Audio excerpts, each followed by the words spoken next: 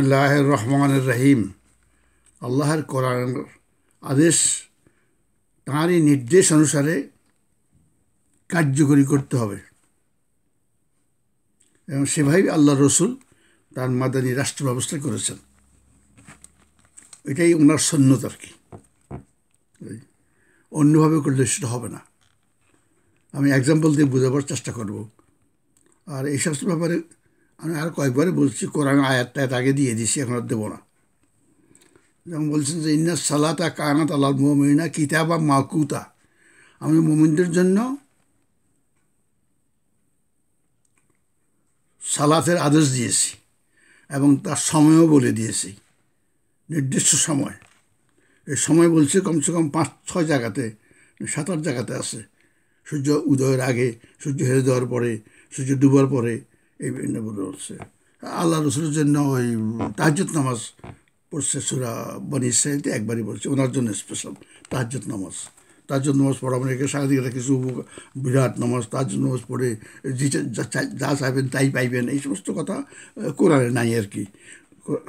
আল্লাহ বলছে তোমার জন্য তাহাজ্জুদ নামাজের আদেশ দিয়েছি যেন আমি তোমাকে মাকাম মাহমুদা দিতে পারি। এই জাকাত কাকে দিতে হবে, কীভাবে দিতে হবে আল্লাহ বলে দিয়েছেন। এবং জাকাতের কাকে দিতে হবে সেটা হলো সূরা তাওবার 60 নম্বর আয়াতে বলছেন। সেখানে এতিম বা এতিমখানার কথা বলেন নাই, কিন্তু হিন্দুদের দিতে বলছে, নন মুসলিমকে দিতে বলছে, অতি অবশ্যই দিতে বলছে।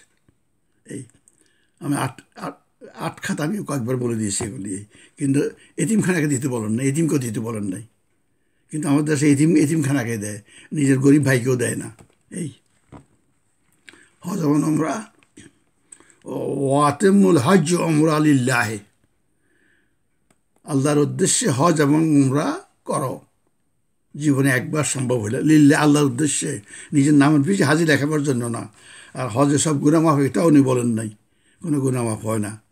এই তারপরে রমজানের উমরা হজের সমান, এটাও কোনো আল্লাহর কথা না, বুঝলেন।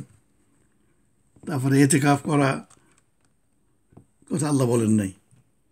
আল্লাহ বাবা ইব্রাহিমকে বলছেন যে তুমি আমার ঘরটাকে এতেকাফকারীদের জন্য পরিষ্কার পরিচ্ছন্ন পবিত্র রাখো।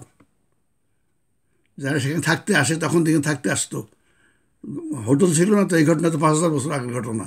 এই যে মক্কা খাবার তৈরি করার সময় যে বলছিলেন, 3500-4000 বছর আগের ঘটনা। এই তো এখন আমরা সেখানে যাই, এতেকাফ করা একটা বিরাট সওয়াব।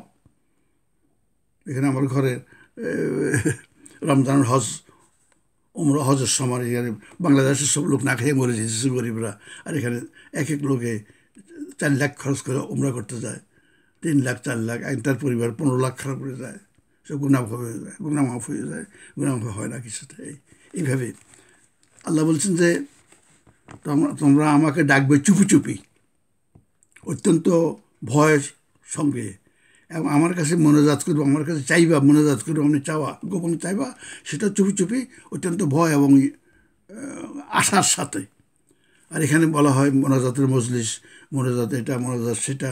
আবার জেকেরের মজলিসও করা হয়, যে হালকায় জেকের, যেটা অনেকজনে মিলে লেগে নেচে নেচে জেকের করা হয়। সবই কোরআনের নির্দেশ বহির্ভূত। আল্লাহ আদর্শ দিয়েছেন জেকের করতে, কীভাবে করতে হবে সেটা বলে দিয়েছেন। এই হালকায় জেকের পদ্ধতিটা সম্পূর্ণ কোরআন বিরুদ্ধ, মনে রাখবেন। এই জন্য শত শত আছে আর কি। যেমন বলছে তোমরা 2, 3, 4 বিবাহ করতে পারবা, তোমাদের আদেশ অধিকার আছে।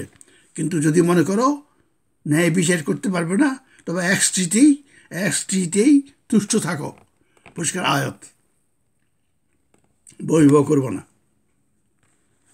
আর বলছে আল্লাহ বলছেন তালাকপ্রাপ্তা নারীদের যথাযথ ভরণ পোষণ দেওয়া মুত্তাকিনদের কর্তব্য। এখানে বলা হয় 3 মাস 10 দিন। তাহলে কোরআন বহির্ভূত কথা বলো, তালাকপ্রাপ্তাদের ভরণ দিতে হবে, অতি অবশ্যই দিতে হবে। কতদিন দিতে হবে আল্লাহ বলেন, তার মানে প্রয়োজনে সারা জীবন দিতে হবে। একটা বিগত যৌবন, ওনার বিবাহ না, ওনার মা বাবাও কেউ নাই, সন্তানও নাই, তো উনি কোথায় যাবেন এখন? ভিক্ষা করবেন নাকি? বলছে স্বামী যদি না দিতে চায় জোর করে তার থেকে আদায় করে নিবা। আর না হলে তোমরা যদি তারা মোত্তাকি আছো, ইউ ক্লেম টু বি মোত্তাকিন, লেবাসে পোশাকে তোমাদের উচিত, তোমাদের কর্তব্য, উচিত না কর্তব্য, সেই মহিলার ভরণ পোষণ দেওয়া যথাযথ সারা জীবন। এই আরও এরকম শত শত আছে আর কি। আল্লাহ কি বলছে, আমরা কি করতেছি? আল্লাহ বলছেন তালাকপ্রাপ্ত নারীদের যথাযথ ভরণ পোষণ দেওয়া মুত্তাকিনদের কর্তব্য। 3 মাস 10 দিন আল্লাহ বলেন নাই। এভাবে আরও শত শত আছে, আমি বলে শেষ করতে পারবো না। এই আয়াত নম্বর আমি এর আগেও দিয়েছি, যাক দেবো না এখন। তো সুতরাং আল্লাহর কোরআনের আদেশ তার নির্দেশিত পন্থায় কার্যকরী করিতে হইবে। সেই পন্থায় কার্যকরী করিয়া আল্লাহর রসুল মদিনা রাষ্ট্র পরিচালনা করিয়াছেন, সেটাই তাঁর সুন্নাত, সেটাই আদর্শ। সেই মতেই আমাদের কোরআনে শরীয়তেই রাষ্ট্র ব্যবস্থা পরিচালনা করিতে হইবে। সেটা ওই সৌদি আরবের মতো না, তারপরে কি কয় যে আফগানিস্তানের মতো না, সেটা এই মদিনা রাষ্ট্রের আদর্শ মতে। আল্লাহ রসুল 10 বছর, তার 4 খলিফা আর 80 দিন, 30 বছর, এই 40 বছর যে রাষ্ট্র ব্যবস্থা আল্লাহ রসুল করছেন, সেটাই হলো তার আদর্শ। কোরআনের নির্দেশ, কোরআনের আদেশ মতো এবং আল্লাহর নির্দেশ মতো সেটা। এই আল্লাহ আমাদেরকে কোরআনের আদেশ এবং নির্দেশ এবং আল্লাহ রসুল সুন্নত সম্বন্ধে সঠিক স্বচ্ছ ধারণা দেওয়ার তৌফিক দেখ। আমিন।